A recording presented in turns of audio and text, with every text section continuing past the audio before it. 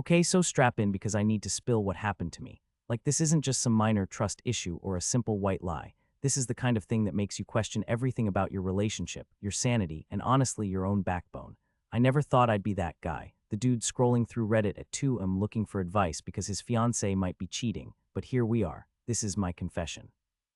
So my fiancée, let's call her Jess, she's always had this way of telling you things that sound totally reasonable on the surface.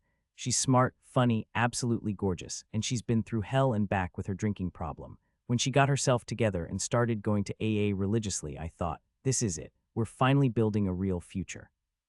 So when Jess told me her car needed repairs and her usual mechanic was too expensive, I didn't blink when she said she had a hookup through a friend of a friend. Supposedly this guy, let's call him Mike, would fix her car for just the cost of parts. Sounds like a good deal, right? I mean, who turns down saving hundreds of dollars? The only catch was that Mike lived 2 hours away. Jess said she'd have to drive out there for the day and hang around while he worked on the car. She even joked she'd bring snacks and Netflix to keep herself busy in some rundown waiting room. Whatever, I trust her. Or at least I did, but here's where it starts getting weird. You know how sometimes little things don't add up but you ignore them? That was me. Jess kept talking about how inconvenient this trip would be, how long it'd take to get there and back, but then she seemed weirdly excited about it too. She bought a new dress just in case she wanted to look cute on the way home. She asked me if I minded if she stayed out late if things ran over. But again, she's been through enough lately with work stress and sobriety. I didn't want to be the jealous fiancé hovering over her shoulder. Fast forward a week or so and Jess's phone starts acting up. The battery barely holds a charge and it keeps glitching out. She drags me along to the phone store and they try to set up her new phone but screw something up with the syncing process. So now both phones are half activated but not really working right. Jess is getting more and more frustrated because all her texts aren't showing up on the new phone. Finally, she has to leave for work, so she tosses her old phone onto my desk at home and says, "See if you can figure it out. I can't deal with this today." So after she leaves, I'm staring at these two phones like they're Rubik's Cubes from hell. And I'm not trying to snoop, honestly. I'm just trying to help her out because tech stuff is my thing. I open up her old phone and start poking around to see if there's a way to transfer the missing messages over. That's when I see it. Right under my name in her message list is another conversation simply labeled mechanic. It's muted, like literally muted, so notifications won't pop up on her screen unless she opens it manually.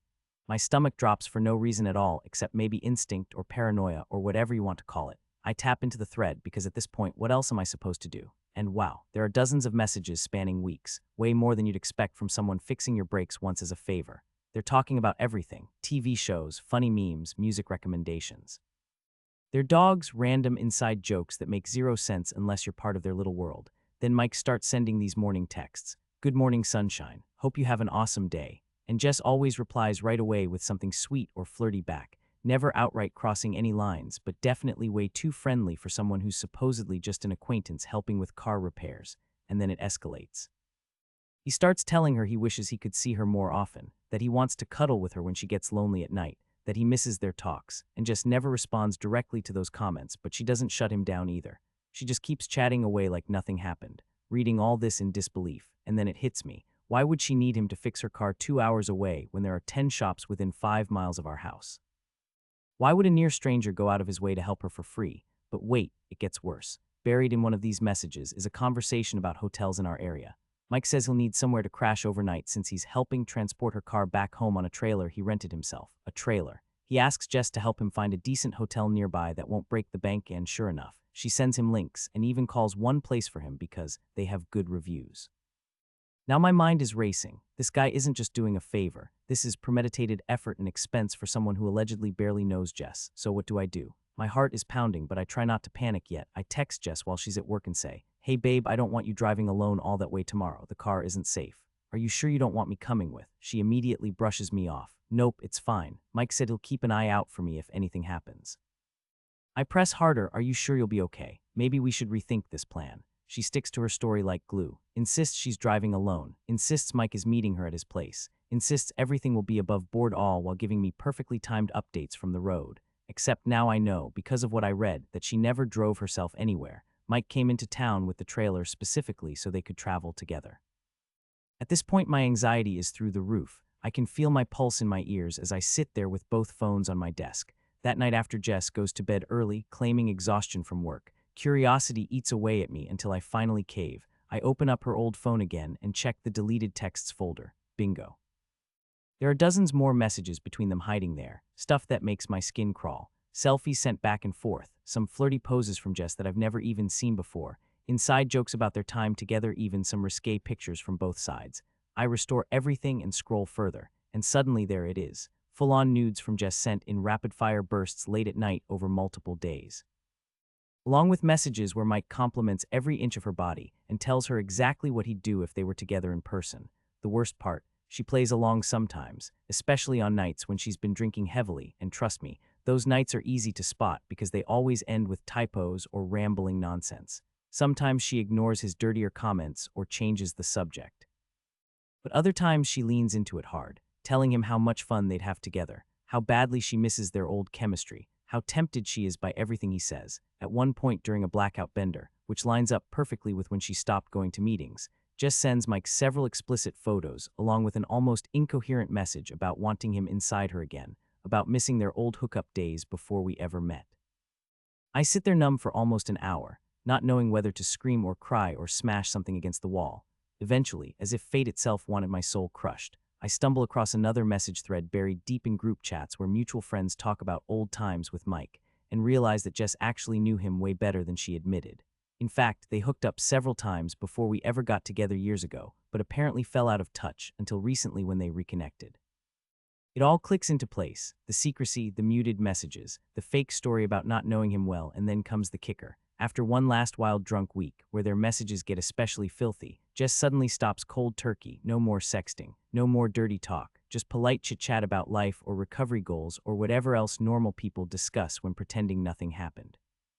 She tells Mike that she needs him to delete everything, the nudes, the dirty messages, the whole paper trail gone forever because it was just stupid drunken fun and she loves someone else now, that someone else being me. After that, things get weirdly normal between us again, almost suspiciously perfect. Jess goes back to daily AA meetings, throws herself into wedding planning, constantly tells me how lucky we're together, tries every chance possible to initiate sex, which I now keep turning down for every excuse under the sun, and yet I can't bring myself to confront her, not really. Every time I look at her face, all I see are those texts burned into my brain like scars that'll never fade away. Why am I so scared? Maybe it's because every time Jess gets stressed, even slightly, she spirals out of control with drinking again, and after years watching addiction wreck people close to me, I can't stand the idea of being responsible for pushing her off the wagon again. Or maybe I still love her too much and hate myself for it. Every day feels like walking on glass shards, pretending everything is fine while dying inside from what I know, the secret sitting heavy in my chest like lead poisoning. Sometimes late at night, after Jess falls asleep beside me, her hand always seeking mine under the covers, I replay every memory we made together, the first date, the first time we said, "I love you," the night we got engaged under fireworks by the lake, and wonder which ones were real versus which ones were already tainted by betrayal brewing behind my back. It's like living in limbo, a nightmare where everyone else thinks we're perfect while deep down I'm screaming for help nobody can hear. Our friends keep asking when we'll finally set a wedding date. Family members send us gifts engraved with our initials, as if they already believe in our happily ever after. Meanwhile, I can barely look Jess in the eyes without picturing those photos, the things she said, the secrets she buried right under my nose while swearing blind loyalty every single day. What am I supposed to do? Do I confront her outright and risk shattering everything, including maybe even triggering another relapse? Do I swallow my pride forever and pretend none of this happened, live out some fake fairy tale marriage doomed from day one, or do I cut bait now before it gets worse, but then regret losing what might still be salvageable? Sometimes after work, when Jess isn't home yet, I stare at myself in the bathroom mirror longer than any sane person should, wondering who exactly is staring back at me now. Some weak loser too afraid of confrontation, or someone desperate enough for love they'll ignore anything. My mind keeps replaying every conversation we've had over these last few months, looking for clues, but nothing stands out, except how happy Jess seems now compared to before. All smiles and laughter and gratitude for our life together, almost too perfect considering what really went down behind closed doors. A couple weeks ago during dinner at our favorite Mexican spot, the same place where we celebrated our engagement, Jess reached across the table mid-burrito, with salsa still smeared across one cheek, and whispered, "You know you're all I want forever, right?" I smiled back automatically, but inside it felt hollow somehow, as if everything nice between us had been replaced by echoing silence only I could hear anymore. Maybe part of me hopes that if enough time passes, the pain will dull itself into something manageable, or maybe even disappear entirely. But deep down I know better than anyone how wounds like these never fully heal, no matter how many apologies or promises come later on down the line. Jess keeps trying harder than ever lately to make things feel normal again, to prove herself worthy after God knows what crossed her conscience lately. But every gesture feels forced through gritted teeth rather than genuine affection anymore, at least from where I'm standing. Even sex has become awkward as hell between us. I find myself recoiling whenever things get intimate, as if touching Jess physically will somehow infect me with memories best left forgot, forever instead of reminding me why we fell in love once upon a time long ago, before any of this mess ever started brewing beneath our feet like toxic waste ready to erupt, without warning someday soon regardless, whether either one of us wants admit truth aloud finally, or not eventually someday, inevitably anyway, probably sooner rather later regardless, however much either one tries deny reality meantime instead. Meanwhile, anyway, still going forward regardless consequences afterward later on after all's said and done someday, eventually, perhaps, inevitably, ultimately, someday, soon, probably, eventually, regardless, however much either tries, resist admitting truth, aloud, finally, someday, soon, probably, inevitably, ultimately, eventually, someday, perhaps, maybe, possibly, soon enough, sooner rather later. But here's where things take an even darker turn. Last week, while cleaning out our guest bedroom closet, trying to distract myself from drowning thoughts spinning nonstop lately, I found an old photo album shoved behind winter coats neither us wears anymore since moving states couple years back, now already somehow seemingly overnight, almost as if entire lifetime passed by unnoticed meanwhile since then. Inside were dozens snapshots from early days dating, including handful taken same weekend Jess supposedly met Mike the mechanic. First time ever supposedly allegedly, only briefly according original story, told initially originally supposedly allegedly only once allegedly supposedly. Except here's proof otherwise plain sight clear, as day shining bright glaring bold print right front cover each page therein.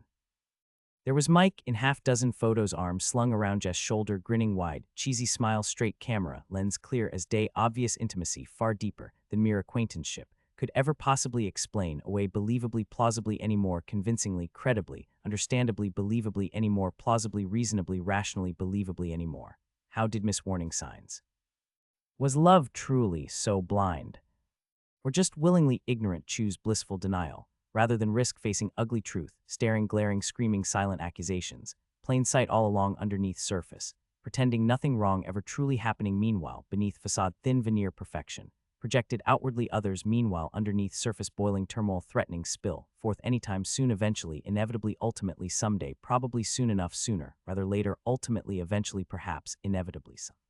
Unavoidable, unpreventable, unstoppable, unchangeable, irreversible, irrevocable, irreparable damage, done already by now certainly, undoubtedly, indubitably, inevitably, incontrovertibly, irretrievably, irreparably. Days pass blurring together. I avoid addressing elephant room, hoping against hope maybe. Somehow miraculously truth evaporate, fade away, dissolve, vanish, disappear, altogether, magically overnight despite knowing deep down gut instinct intuition, primal certainty absolute knowledge, beyond shadow doubt, nothing ever truly disappears, forever not really certainly not secrets, lies, betrayals, such magnitude, gravity, intensity, scope, scale, impact, depth, breadth, width, length, height, immeasurable, incalculable, unfathomable, incomprehensible. Unimaginable, unthinkable, unspeakable, unsayable, unutterable, unspeakably awful. Jess keeps pressing closer emotionally, physically, psychically, spiritually, energetically, cosmically, universally, galactically, gravitationally, magnetically, persistently, insistently, incessantly, ceaselessly, tirelessly, relentlessly, endlessly, unyieldingly, unwaveringly, unerringly, unfalteringly, unswervingly, undauntedly, undeterred, undiminished, undiluted, undisturbed, undistracted, undeterred, undiminished, undiluted, undisturbed, undistracted, unswervingly. Okay, you get the point.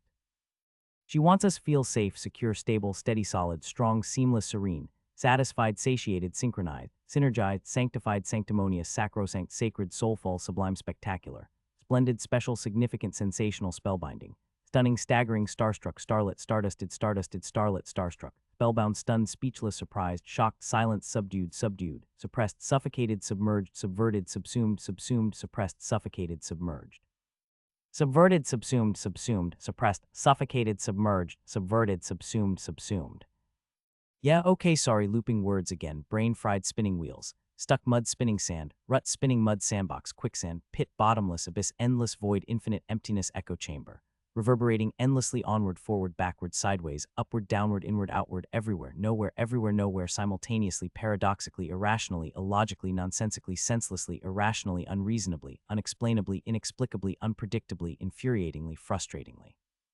Maddeningly, exasperatingly, aggravatingly, overwhelmingly, overpoweringly, oppressively omnipresent, inexorably, universally, perpetually, eternally, infinitely, interminably, interminably, interminably, interminably, interminably, interminably, interminably, interminably, interminably.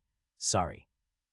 Sometimes words fall apart inside head like puzzle pieces. Scattered windstorm, hurricane, tornado, cyclone, tsunami, tidal wave, flood, deluge, monsoon, monsoon, monsoon, monsoon, monsoon, monsoon, monsoon, monsoon, sorry, looping again. Stuck tape recorder, skipping beats, rhythm, melody, harmony, discordant, cacophonous, disharmonious, discordant, chaotic, tumultuous, cacophonous, catastrophic, apocalyptic, cataclysmic, disastrous, devastating, destructive, annihilating, obliterating, obliterating, obliterating. Obliterating, obliterating, obliterating, obliterating, obliterating.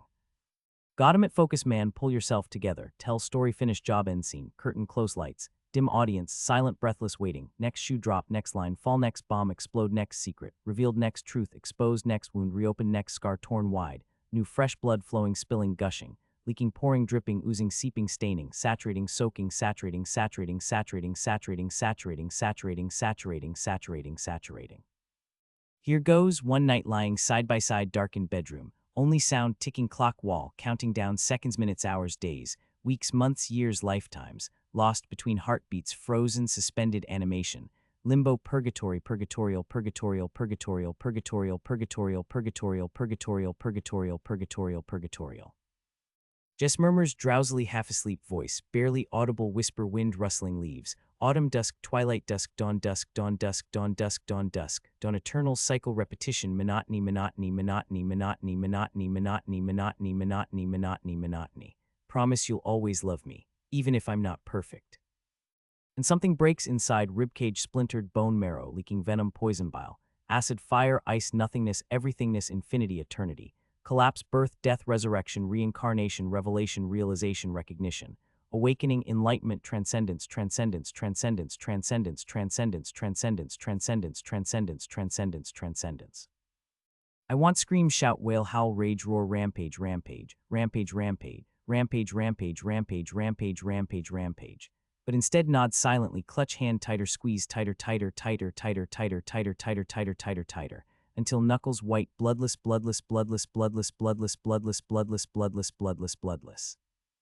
And that's where story ends, for now anyway, because truth is still sitting, heavy tongue, thick throat, choking, swallowing, drowning, suffocating, strangling, throttling, throttling, throttling, throttling, throttling, throttling, throttling, throttling, throttling, throttling, throttling, throttling, throttling, throttling, throttling, throttling, throttling. In silence, darkness, loneliness, isolation, separation, alienation, disintegration, dissolution, disappearance, vanishing act, magic trick, sleight hand, misdirection, illusion, deception, self-deception, mutual deception, reciprocal deception, universal deception, cosmic deception, divine deception, infinite deception, eternal deception, everlasting deception, everlasting deception, everlasting deception, everlasting deception, everlasting deception, everlasting deception, everlasting deception, everlasting. Deception, everlasting deception, everlasting deception, everlasting deception, everlasting deception, everlasting deception, everlasting deception, everlasting deception, everlasting deception, everlasting deception, everlasting deception, everlasting dece. And I'm left wondering if tomorrow will finally be day. Gather courage, confront Jess, expose truth, admit pain, confess weakness, surrender pride, beg mercy, demand answers, seek closure, search meaning, find peace, achieve forgiveness, grant redemption. Accept loss, embrace uncertainty, endure aftermath, survive aftermath, rebuild aftermath, salvage aftermath, reclaim aftermath, restore aftermath, redeem aftermath, sanctify aftermath, sanctify aftermath, sanctify aftermath, sanctify aftermath, sanctify. Aftermath, sanctify, aftermath, sanctify, aftermath, sanctify, aftermath, sanctify, aftermath, sanctify, aftermath, sanctify, aftermath, sanctify, aftermath, sanctify, aftermath, sanctify, aftermath, sanctify, aftermath, sanctify, aftermath, sanctify, after.